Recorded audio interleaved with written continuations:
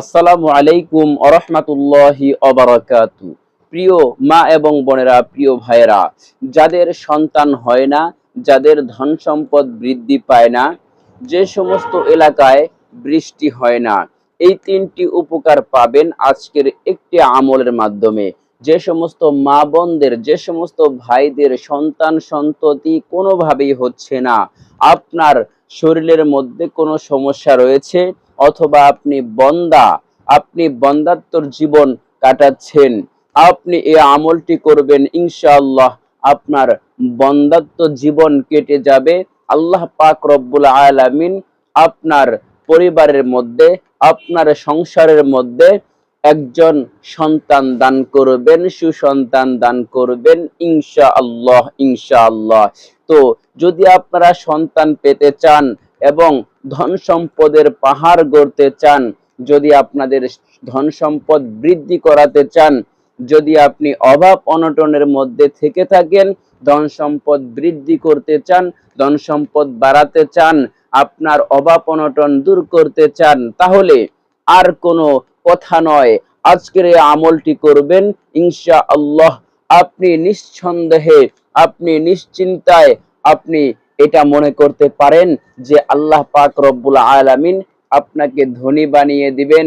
যদি আপনার পরিবারের মধ্যে, আপনার সংসারের মধ্যে সন্তান না আসে, তাহলে আপনি এই আমলটি করতে পারেন, সন্তান আল্লাহ পাক রব্বুল আলামিন ব্যবস্থা করে দিবেন। কোনো মাজারে গিয়ে মান্নত করতে হবে না, কোনো কোনো পীরের কাছে গিয়ে আপনাকে এরকম ভাবে হেনস্থ হতে হবে না। আপনি শুধু আমল করবেন, তাহলেই হয়ে যাবে, আল্লাহ পাক আপনাকে সন্তান দান করবেন। তো কিভাবে আমল করবেন নিয়ম বলে দিব, আয়াত বলে দিব, এই আয়াতের আমলটি করবেন ইনশাআল্লাহ। খুব কার্যকরী একটি আমল, আমল করার সাথে সাথেই ইনশাআল্লাহ ফলাফল পেয়ে যাবেন। তো আমার প্রিয় মা এবং বোনেরা, আমার ভাইয়েরা, এই আয়াতের অর্থ হলো, আল্লাহ পাক রব্বুল আলামিনের পবিত্র কুরআনুল কারীমের আয়াতের অর্থ অতঃপর বলেছি, তোমরা তোমাদের পালনকর্তার কাছে ক্ষমা প্রার্থনা করো, তিনি অতঃপর অত্যন্ত ক্ষমাশীল, তিনি তোমাদের উপর অজস্র বৃষ্টি ধারা ছেড়ে দিবেন, তোমাদের ধন সম্পদ ও সন্তান সন্ততি বাড়িয়ে দিবেন, তোমাদের তোমাদের জন্য উদ্যান স্থাপন করবেন এবং তোমাদের জন্য নদী নালা প্রবাহিত করবেন। এই আয়াতের মধ্যে এতগুলো ফজিলতের কথা বলা হয়েছে। একদা কিছু সংখ্যক লোক হযরত হাসান বসরি রহমাতুল্লাহি আলাইহির নিকট গেলেন। যাওয়ার পর একজন লোক বললেন, হযরত হাসান বসরি রহমাতুল্লাহি আলাইহি, আমার তো সন্তান হয় না, আমার সন্তান হয় না।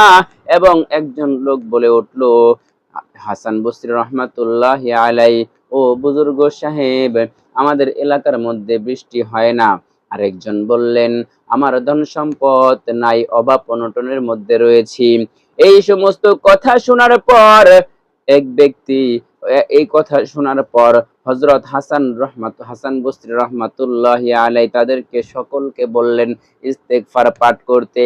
তাদের মধ্যে একজন লোক আশ্চর্য হয়ে বললেন, আমাদেরকে আমাদের এক একজনের অভাব এক এক রকমের, একজনের সন্তান নাই, আরেকজনের ধন সম্পদ নাই, আরেকজনের এলাকার মধ্যে বৃষ্টি আসে না।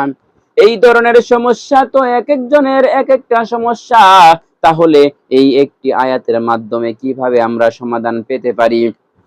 আশ্চর্য হয়ে যখন এই প্রশ্ন করলেন, তখন এটা এটার কারণ কি, এই কারণটা জানার জন্য যখন প্রশ্ন করলেন, তখন হাসান বসরি রহমাতুল্লাহি আলাইহি হযরত ওমর রাদিয়াল্লাহু তাআলা আনহু এর ঘটনা বর্ণনা করে কোরআনের আয়াতের অর্থের কথা উল্লেখ করে বলেন, উপরের আয়াত পড়লে সব সমাধান আমার আল্লাহ পাক রব্বুল আলামিন করে দিবেন। তাহলে হযরত হাসান বসরি রহমাতুল্লাহি আলাইহি যে আয়াতটি আমি পাঠ করেছি এই আয়াতটির কথা উল্লেখ করে বলেছেন, এই আয়াতটি যেই ব্যক্তি পাঠ করবে ওই ব্যক্তির মনের আশাগুলো আল্লাহ পাক রব্বুল আলামিন পূরণ করে দিবেন। যদি ওই ব্যক্তির টাকা পয়সা ধন সম্পদ না থাকে, অভাব অনটনের মধ্যে থাকে, আল্লাহ পাক ওই ব্যক্তিকে অভাব অনটন দূর করে দিবেন, ধন সম্পদের মালিক বানিয়ে দিবেন। অভাব অনটন দূর করে দিয়ে সচ্ছলতার জিন্দেগি আল্লাহ পাক রব্বুল আলামিন দান করবেন।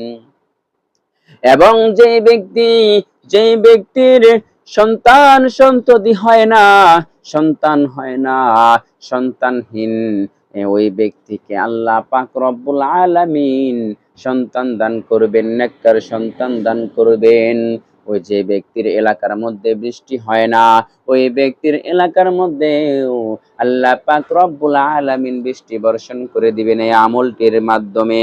এবার চলুন আমরা এই আমলটি কিভাবে করব, আমলটির কথা এখন আমি আপনাদেরকে বলতেছি। এই আমলটি হলো সূরা নূহ। এই সূরার আয়াত রয়েছে 3টি আয়াত, এই 3টি আয়াত আপনাকে পাঠ করতে হবে। কিভাবে পাঠ করবেন ভিডিওর শেষে আপনাদেরকে বলে দিব। এবার আয়াতটি আপনাদেরকে বলে দিচ্ছি। আউযু বিল্লাহি মিনাশ শাইতানির রাজিম। বিসমিল্লাহির রহমানির রহিম। ফাকুল তুস্তাগফিরু রাব্বাকুম ইন্নাহু কানা গাফফারা يرسل السماء عليكم مدرارا ويمددكم بأموال وبنين ويجعل لكم جنات ويجعل لكم أنهارا। এই 3টি আয়াত সূরা নূহের 10 থেকে 12 নম্বর আয়াত পর্যন্ত আপনারা পাঠ করবেন। ফরজ নামাজের পরে আপনারা এই ইস্তেগফারটি পাঠ করবেন, আয়াত 3টি পাঠ করবেন। আয়াত 3টি পাঠ করার পর আল্লাহ পাক রব্বুল আলামিনের কাছে আপনার মনের আশাগুলো ব্যক্ত করে দিবেন। আল্লাহ পাক রব্বুল আলামিন আপনার মনের আশাগুলো কবুল করে নেবেন। যার সন্তান নাই সন্তানের ব্যবস্থা করে দিবেন। যার ধন সম্পদের অভাব অনটনের মধ্যে রয়েছে, ধন সম্পদ নাই, অভাব অনটন আল্লাহ পাক রব্বুল আলামিন দূর করে দিবেন। তাহলে আয়াতটি আমি আবারও বলে দিচ্ছি, ভিডিওর স্ক্রিনে লিখে দিচ্ছি। বিসমিল্লাহির রহমানির রহিম।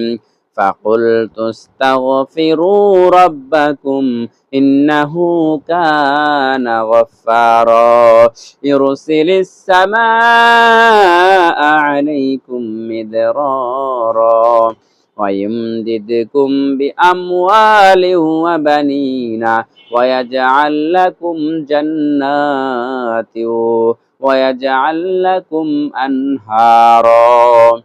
এই আয়াতটা আপনারা খুব সুন্দরভাবে পাঠ করবেন, মনোযোগ সহকারে পাঠ করবেন, আল্লাহ পাক রব্বুল আলামিনের কাছে প্রার্থনা করবেন। এই আয়াতটা খুবই পরীক্ষিত এবং খুবই ফজিলতপূর্ণ আয়াত। এই আয়াতটি পাঠ করে আল্লাহ পাকের কাছে আপনার মনের আশাগুলো প্রার্থনা করবেন। আল্লাহ পাক রব্বুল আলামিন আপনার মনের নেক আশাগুলো পূরণ করে দিবেন। আল্লাহু আকবার, আল্লাহু আকবার।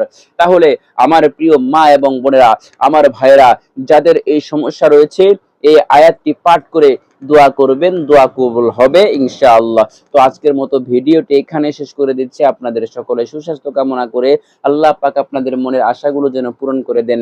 আসসালামু আলাইকুম ওয়া রাহমাতুল্লাহি ওয়া বারাকাতুহু।